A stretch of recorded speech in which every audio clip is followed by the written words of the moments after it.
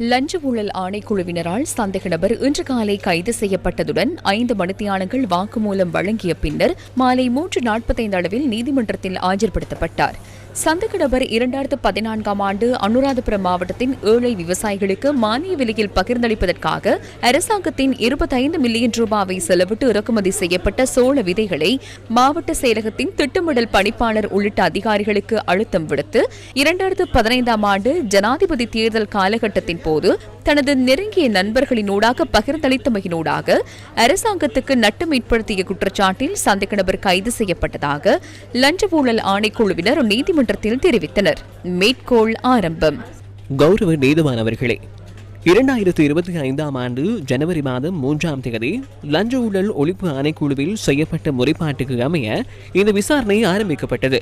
நடத்தப்பட்ட விசாரணைகளுக்கு அமைய சந்தேக நபர் தவறிழைத்துள்ளமை உறுதிப்படுத்தப்பட்டுள்ளமையினாலேயே அவரை கைது செய்தோம். சந்தேக நபர் 2015ஆம் ஆண்டு ஜனாதிபதி தேர்தல் காலகட்டத்தில் சட்டத்துக்கு முரணான விதத்தில் அரசியல் லாபம் பெற்றுக்கொள்ளும் நோக்கில் ஏழை விவசாயிகளுக்கு பகிர்ந்தளிப்பதாக தெரிவித்து சோள விதைகளை அந்த பிரதேசத்தில் உள்ள தனது நெருங்கியவர்களுக்கு பகிர்ந்தளித்துள்ளார்.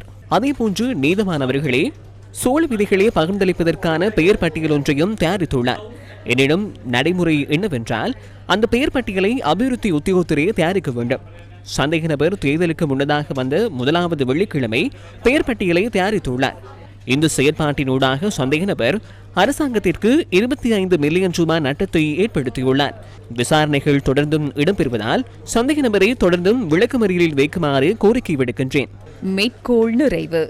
சந்தேக நபருக்கு பிணை வழங்குமாறு சந்தேக நபர் சார்பில் ஆஜரான சட்டத்திரணி தர்ஷன குருப்பு மன்றில் கோரிக்கை விடுத்தார்.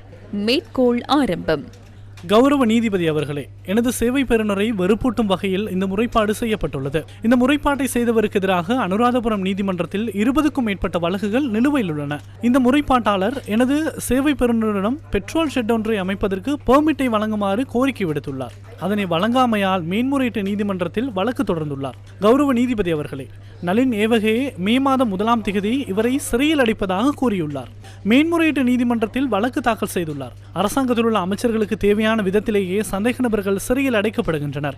லஞ்ச ஊழல் விசாரணை ஆணைக்குழுவுக்கு வருகை தருமாறு இன்று எமக்கு அழைப்பு விடுக்கப்பட்டது.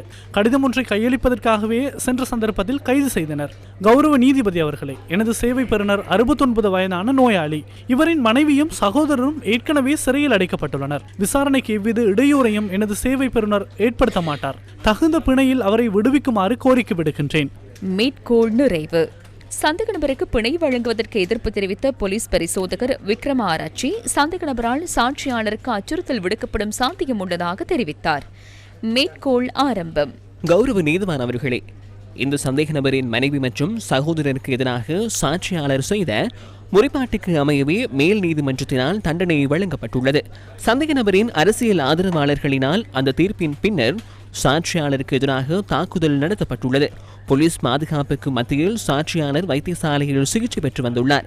அதேபோன்று நீதவான் அவர்களே, இந்த சந்தேக நபரை கைது செய்வதற்காக நாம் நேற்று சென்றிருந்தோம். இவர் அனுராதபுரத்தில் நேற்று இருக்கவில்லை. அதன் காரணமாகவே இன்று அவரை லஞ்ச ஊழல் விசாரணை ஆணைக்குழுவுக்கு அழைத்தோம்.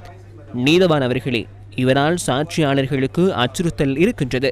எனவே சந்தேக நபரை தொடர்ந்தும் சிறைச்சாலையில் வைக்குமாறு கோரிக்கை விடுக்கின்றேன். மேற்கோள் நிறைவு. விடயங்களை ஆராய்ந்த நீதவான் சந்தேக நபரை எதிர்வரும் 18ஆம் தேதி வரை விளக்கமறியலில் வைக்குமாறு உத்தரவிட்டார்.